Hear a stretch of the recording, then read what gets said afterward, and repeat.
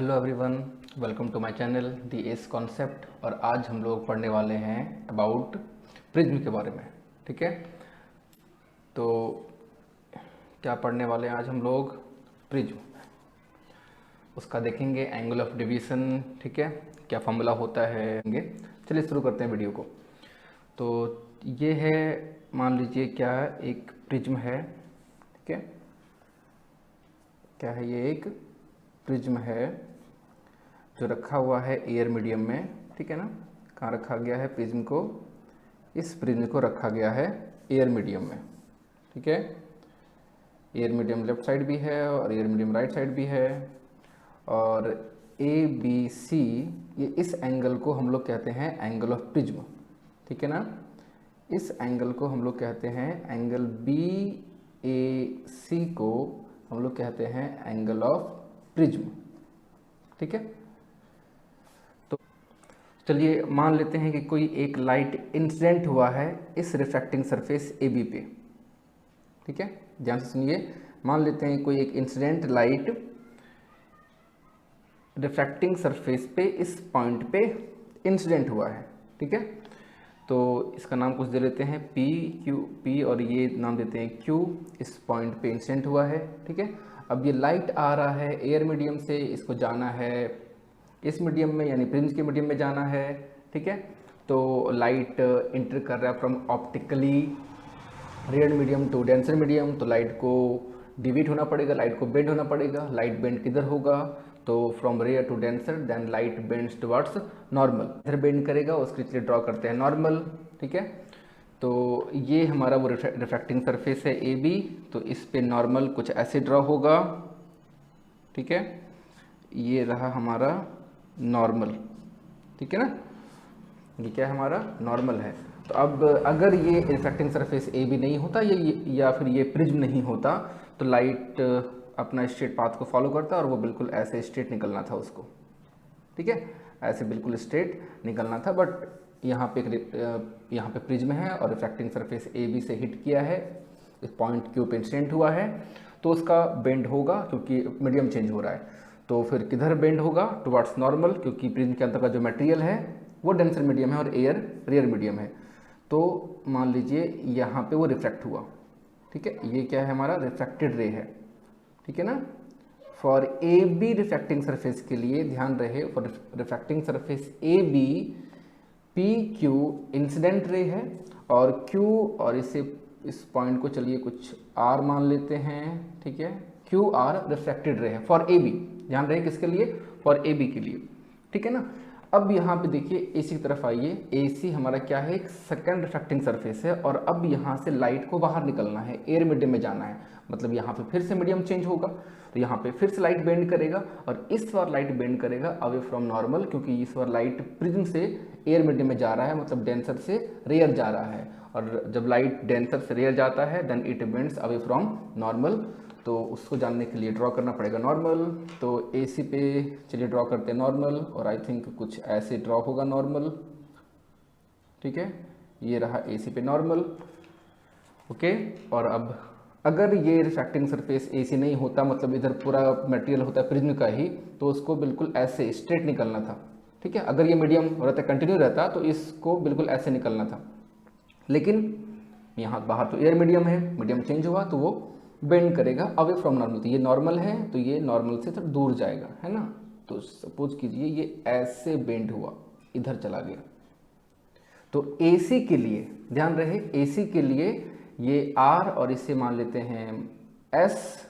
ठीक है, तो आर एस एसी के लिए रिफ्रैक्टेड रे है और एसी के लिए क्यू आर इंसिडेंट रे है। ध्यान रहे, ए बी अगर हम लोग देखें रिफ्रैक्टिंग सरफेस को, तो ए बी के लिए P Q incident, Q R refracted, and for A C Q R incident and R S refracted. But अगर एज ए होल का बात करें तो इसे हम लोग कहते हैं इंसिडेंट रे, इसे कहते हैं रिफ्रैक्टेड और इसे कहते हैं इमरजेंट रे। आप लोग जानते हैं इसके बारे में। ठीक है, तो ये रहा हमारा एंगल ऑफ इंसिडेंस। ठीक है, एंगल ऑफ इंसिडेंस किसे बोलते हैं आप जानते हो? The angle made by incident ray with the normal. Incident ray जो एंगल बनाता है नॉर्मल के साथ, उसे बोलते हैं एंगल ऑफ इंसिडेंस। तो ये रहा एंगल ऑफ इंसिडेंस। और ये है हमारा angle of refraction, late R1। क्या डेफिनेशन है आपको पता होगा, ठीक है। The angle made by refracted रे with the normal called angle of refraction. अब यहाँ पे आइए, ये क्यू आर इंसिडेंट रे है फॉर AC के लिए, ठीक है। तो ये जो Q R incident ray angle बना रहा है इस नॉर्मल के साथ, वो ये, और इसका चलिए सिंबल या कुछ नेमिंग कर लेते हैं, वो है R2, ये R1 और ये R2, ठीक है। और ये जो इमरजेंट रे है, जैसे एज ए होल कंपेयर करें हम लोग, तो ये RS क्या हो गया, RS को बोलेंगे इमरजेंट रे बोलेंगे। और अगर AC देखें तो AC के लिए ये कहलाएगा हमारा रिफ्रैक्टेड रे। ये रिफ्रैक्टेड रे इस नॉर्मल के साथ जो एंगल बना रहा है उसे हम लोग चलिए E कहते हैं, ठीक है। E का मतलब एंगल ऑफ इमरजेंस, ठीक है। तो I angle of incidence, R1 angle of refraction, R2 for AC के लिए एंगल ऑफ इंसिडेंस कह सकते हो, और ये जो E है ये एंगल ऑफ इमरजेंस, ठीक है। और इसका भी कुछ नेमिंग कर लेते हैं इस नॉर्मल का। तो ये सपोज कीजिए ये M, ये N और ये O, ठीक है। और इस इमरजेंट रे को अगर हम पीछे बढ़ाएं तो सपोज कीजिए कहाँ मिल रहा है, यहाँ पे, और इसका कुछ नेमिंग और कर लेते हैं, ये T, ठीक है, और ये U। अब देखिए ये जो एंगल यहाँ पे बन रहा है, ठीक है, ये जो एंगल बन रहा है, सपोज कि एंगल कितना है, डेल्टा है, ये जो एंगल बन रहा है इस एंगल को बोलते हैं हम लोग एंगल ऑफ डेविएशन, ठीक है। ध्यान रखिए क्या था हमारा, BAC था, वो है एंगल ऑफ प्रिज्म। ये एंगल है किसके लिए, वो है प्रिज्म के लिए, ठीक है।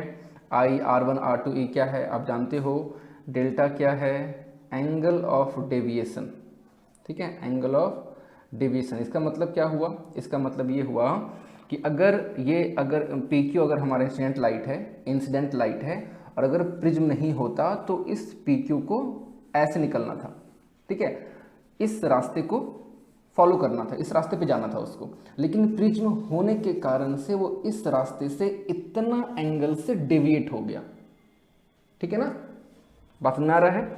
अगर ये प्रिज्म नहीं होता तो उसको ये रास्ता जाना था स्ट्रेट, लेकिन ये प्रिज्म है, इसका मतलब ये है कि वो अब ये रास्ते पे नहीं जा रहा है, अब जा रहा है वो ये इस रास्ते पे, इस पाथ पे जा रहा है, तो कितना एंगल चेंज हुआ, ठीक है ना, वो तो यही बताएगा। इसको बोलते हैं एंगल ऑफ डेविएशन, ठीक है ना। चलिए अब निकालते हैं कि ये एंगल ऑफ डेविएशन डेल्टा कितना होगा, ठीक है। तो चलिए कुछ कैलकुलेशन शुरू करते हैं हम लोग, ठीक है। अब ध्यान से देखिए, ये हमारा triangle, in triangle, I think मैं फिगर फिर से बना लूँ, ठीक है, थोड़ा फिगर अच्छा दिखना चाहिए तब जाके कुछ कैलकुलेशन समझ में आएगा। तो ये रहा फिगर, ठीक है, जो मैंने फिर से ड्रॉ किया और अच्छे से ड्रॉ किया है। यहाँ समझिएगा कि एंगल BAC क्या है, एंगल ऑफ प्रिज्म है, डेल्टा क्या है, एंगल ऑफ डेविएशन है, और इस प्रिज्म का कोई ना कोई रिफ्रैक्टिव इंडेक्स होगा, तो सपोज N है वो, ठीक है। तो हम लोग को निकालना क्या है, एंगल ऑफ डेविएशन, ठीक है ना। तो हम लोग क्या बात कर रहे थे कि इन ट्रायंगल TQR देखिए, ठीक है, इन ट्रायंगल TQR दिख रहा है आपको। तो इन ट्रायंगल TQR में तो ये जो एंगल है ये इस दोनों एंगल के सम के बराबर होगा। ये क्या नाम है एंगल का, तो UTR कह सकते हैं हम इसे, एंगल UTR या फिर S है ना, दोनों की हुआ, UTR या फिर UTS, वो आपकी मर्जी। तो angle UTR equal to TQR plus TRQ plus TRQ, ठीक है, ऐसा होगा। क्यों होगा, तो मैथ में एक थ्योरम है, पढ़े होंगे, exterior angle is equal to the sum of two opposite interior angle, two opposite interior angle, ठीक है। किसी ट्रायंगल में जो बाहर का एंगल है वो अपोजिट दो अंदर के एंगल के सम के बराबर होता है, ठीक है। तो अब यहाँ पे क्या आ रहा है, UTR equal to TQR and TRQ। अब हमें मालूम करना है कि ये TQR कितना होगा और ये TRQ कितना होगा, ठीक है ना। तो उसके लिए चलिए फिगर पे चलते हैं। TQR दिख रहा है आपको, फिगर TQR, ये देखिए ये TQR, ठीक है। अच्छा यहाँ देखिए आप पहले, पी क्यू एम, ये एंगल आई है तो पी क्यू एम और टी क्यू एन दोनों एंगल इक्वल होगा। मैं फिर से लिख लूँ, अच्छा इसे इक्वेशन 1 मान लीजिए। और क्या था, P Q M equal to T Q N, T Q N ये होगा। फिगर देखिए, P Q M equal T Q N, क्यों, तो vertically opposite angle are equal. P Q M कितना है, तो वो आई है, टी क्यू एन क्या मैं ऐसे लिख सकता हूँ ब्रेक करके इसको, T Q R plus R Q N, angle T Q R plus angle R Q N, ठीक है, लिख सकता हूँ। तो ये angle I equal to T Q R नहीं पता, ये तो पता है हमें, आर क्यू एन वो है हमारे पास कितना, R1, ठीक है। तो यहाँ से निकल के आ रहा है T Q R equal to I minus R1, ठीक है। तो टी क्यू आर तो निकल गया, आई माइनस R1। चलिए अब आते हैं टी आर क्यू पे। बिल्कुल वैसे ही यहाँ पे फिगर देखिए, ओ आर एस, तो ओ आर एस और टी आर एन ये भी क्या होगा, वर्टिकली अपोजिट एंगल होगा। फिगर से मैच करें, O R S T R N, ठीक है। तो angle O R S equal to angle T R N, क्यों, तो vertically opposite angle.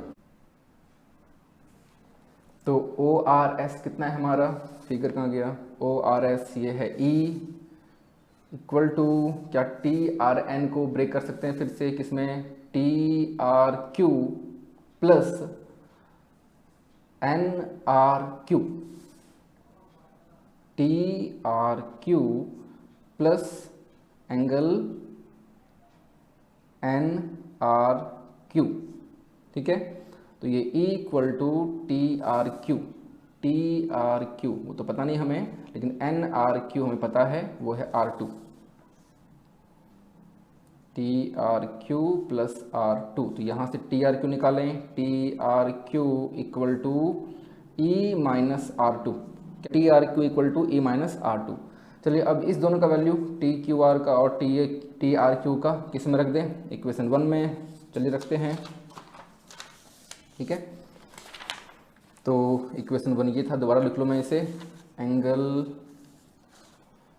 U T R equal to T Q R plus T R Q, ठीक है।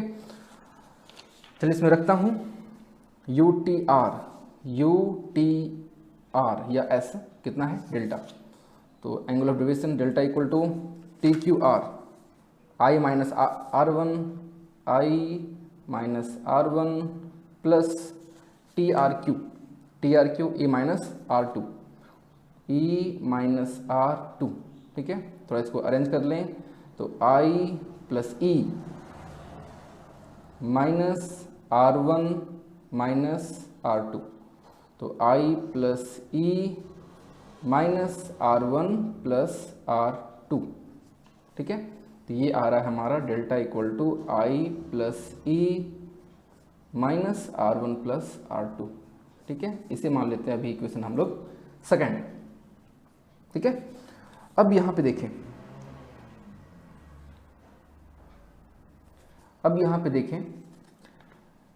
ए Q N are क्या लग रहा है आपको, ए क्यू एन आर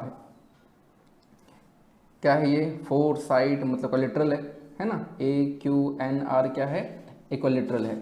तो चलिए इन क्वाड्रिलेटरल, ध्यान से, in quadrilateral A Q N R, ठीक है। ए क्यू एन आर, तो चारों एंगल का सम कितना होगा, 360 होता है ना। Angle sum property of quadrilateral, ये क्लास 8-9 में पढ़े होंगे आप लोग। तो एंगल ए प्लस क्यू, ये क्यू पूरा, ध्यान रहे क्यू पूरा, एन पूरा और आर भी पूरा, ठीक है। तो एंगल ए प्लस, फिगर यहाँ पे रख दूँ, एंगल ए दिख रहा है, इसे फोल्ड कर लेता हूँ तो थोड़ा सा और अच्छे से दिखाई देगा। तो angle A plus Q plus n plus ये r, कंप्लीट एंगल r, ठीक है। कौन सा एंगल? तो अंदर वाला, ठीक है ना। तो कितना होगा? वो होगा 360 डिग्री। क्यों? तो angle sum property of quadrilateral, ठीक है। और the sum of all angle of a quadrilateral is equal to 360 degree जानते हैं। तो एंगल ए कितना है नहीं पता, एंगल क्यू कितना है 90 होगा, है ना, क्योंकि एम एन क्या है, परपेंडिकुलर है, और ये पूरा क्यू का बात कर रहा हूँ मैं, ये पूरा क्यू होता है, ठीक है ना, ये पूरा क्यू, तो क्या है वो 90 डिग्री, प्लस एंगल एन नहीं मालूम, प्लस एंगल आर, आर कितना, तो ये भी 90 होगा, ये पूरा कंप्लीट आर, ठीक है, ये भी कितना होगा 90 होगा, इक्वल टू 360। तो 90 प्लस 90 180, और उधर ले जाएं तो 360 माइनस 180 180 बचेगा। तो angle A plus angle N कितना आ रहा है हमारे पास 360 minus 180, that is angle A plus angle N equal to 180, ठीक है। कितना आ गया? Angle A plus angle N equal to 180, okay.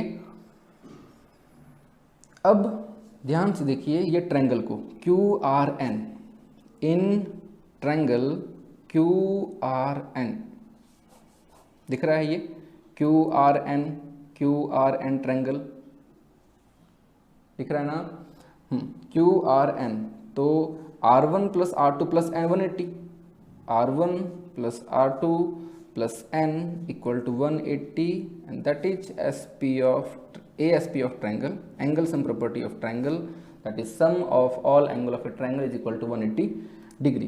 तो यहाँ से n का वैल्यू निकाल लें, ठीक है, या फिर यहाँ से निकालते हैं R1 प्लस R2 का वैल्यू, जो कि हमारा आएगा 180 माइनस n, ठीक है, या फिर इसको रहने देते हैं, ये स्टेप छोड़ देते हैं, यहाँ पे ये इससे कंपेयर कर लेते हैं। तो 180 एंड ये 180, तो राइट से में तो लेफ्ट भी क्या होगा, सेम होगा, है ना। तो ये n और n cancel, R1 plus R2 equal कितना जाएगा हमारा a।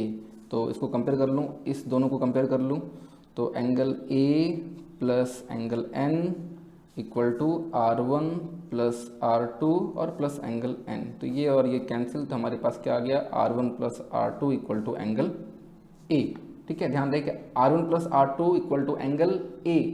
तो अब हम लोगों ने जो पहले प्रूफ किया था, ये देखिए equal to I plus E minus R1 plus R2, तो इस R1 R2 का जो वैल्यू है इक्वल टू जो a है वो यहाँ पे रखते हैं, है ना। तो दिख रहा है putting value of R1 plus R2 in equation second, तो कितना है delta equal to I plus E minus R1 plus R2, जो कितना है a। तो ये निकल के आया हमारा delta equal to I plus E minus a, ठीक है। ये है angle of deviation, angle of deviation.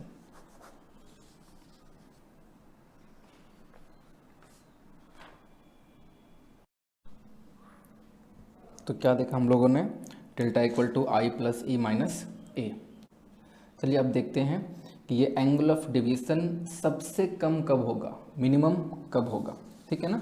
तो फिगर यहाँ देखिए फिगर, और चलिए मालूम करते हैं कि ये जो डेल्टा है वो सबसे कम कब होगा, ठीक है। तो हम फॉर्मूला के अकॉर्डिंग जो हम लोग निकाले थे वो ये था कि delta equal to I plus E minus A, ठीक है ना, आई प्लस ई माइनस ए।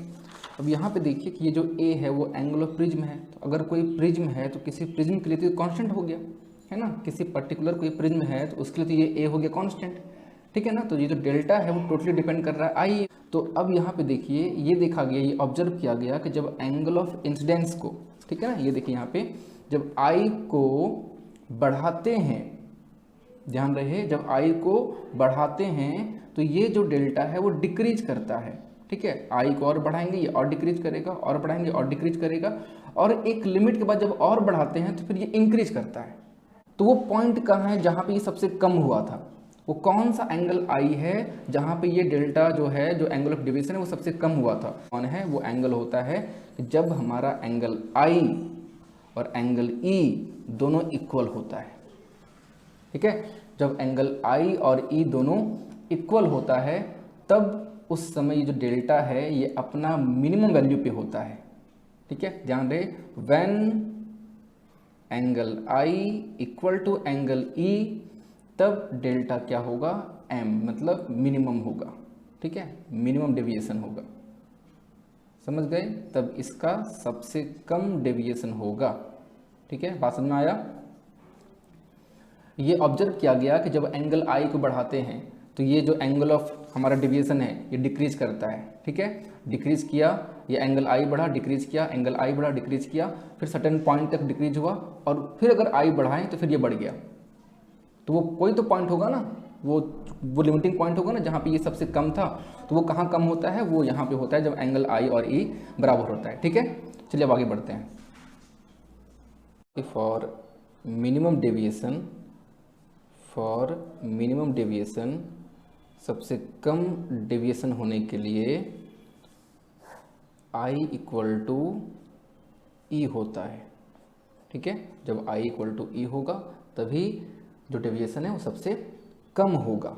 ठीक है, और जब i इक्वल टू ई होगा और r1 इक्वल टू r2 होगा, जब i और e बराबर होगा तो ऑब्वियस सी बात है r1 और r2 भी इक्वल होगा। ठीक है, तो फिर उस केस में क्या हो जाएगा हमारा, देखिए आगे। तो क्या लाया था हम लोगों ने, angle of deviation equal to I plus E minus A. ठीक है, आई प्लस ई माइनस ए, तो आई और ई तो बराबर है तो इसको मैं लिख सकता हूँ I plus I minus A, that is 2i minus A. ठीक है, क्लियर। और ये कब, जब ये एंगल मिनिमम हो, तो ये डेल्टा एम का मतलब ये है कि मिनिमम डेविएशन। ठीक है, मिनिमम डेविएशन, ध्यान रहे इस बात का, मिनिमम डेविएशन। अब यहाँ से अगर हम लोग एंगल आई निकालना चाहें, ठीक है ना, यहाँ से अगर हम लोग आई निकालना चाहें तो क्या हो जाएगा, delta M plus A and equal to I, और I equal to delta M plus A by 2, that is I equal to delta M plus A by 2। ये है angle of incidence for minimum deviation. ठीक है, और क्या देखा हम लोगों ने, R1 इक्वल टू R2, तो हम लोगों ने अभी तुरंत प्रूफ किया था, एक इक्वेशन आया था ये वाला, देखिए R1 plus R2 equal to ए, तो R1 plus R1 equal to ए कर सकते हैं, दोनों इक्वल है ना। तो उस यहाँ क्या देखा था हम लोगों ने, R1 plus R2 equal to A, that is R1 plus R1 equal to A, और ये हो गया हमारा 2R1 इक्वल टू ए, यानी R1 equal to A by 2। ठीक है, तो ये है I और ये है R। ठीक है ना। अब हम लोग यूज करेंगे रिफ्रैक्टिव इंडेक्स ऑफ प्रिज्म। तो refractive index of prism, refractive index of prism क्या था, n हम लोग माना था, तो क्या n को लिख सकते हैं n equal to sine I by sine R, है ना, ऐसा होता है, n equal to sine I by sine R. तो वैल्यू पुट करें, साइन आई का value delta M plus A by 2 by sine R क्या है, a बाय 2। ठीक है, तो इससे हम लोग कहते हैं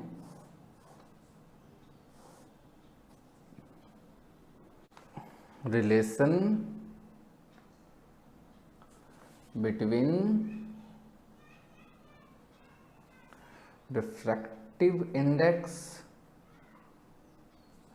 relation between refractive index and angle of minimum deviation, angle of minimum deviation. ठीक है, यहाँ से एक और बन सकता है, वो ये कि अगर if angle A means angle of prism very small हो, if angle is very small, ठीक है, अगर एंगल ए हमारा छोटा हो और एंगल ऑफ डेविएशन भी अगर हमारा बहुत स्मॉल हो, ठीक है, तो उस केस में n इक्वल टू जो फॉर्मूला है हमारा sine delta M plus A by 2 और साइन ए बाई 2, तो उसे हम लिख सकते हैं delta M plus A by two by A by two, क्योंकि sine theta equal to theta होता है कब, जब थीटा बहुत छोटा हो, है ना। साइन थीटा इक्वल टू क्या होता है, थीटा, जब if theta is very small, if theta is very small, तो वैसे ही ये एंगल बहुत छोटा हो गया, तो sine theta equal to theta, तो यहाँ से 2 और 2 कैंसिल, तो एन इक्वल टू कितना आ गया, delta M plus A by A, ठीक है। और यहाँ से मैं इधर लिखता हूँ, तो एन ए और ये इस side minus A equal to delta M, और delta M equal to N minus 1 into A. ये भी एक फॉर्मूला है जब एंगल ए छोटा हो और डेल्टा एम भी छोटा हो, ठीक है। Then angle of minimum deviation equal to हो जाएगा रिफ्रैक्टिव इंडेक्स ऑफ प्रिज्म, यानी n-1 into A means angle of prism. I hope आपको ये वीडियो पसंद आया होगा। Thank you.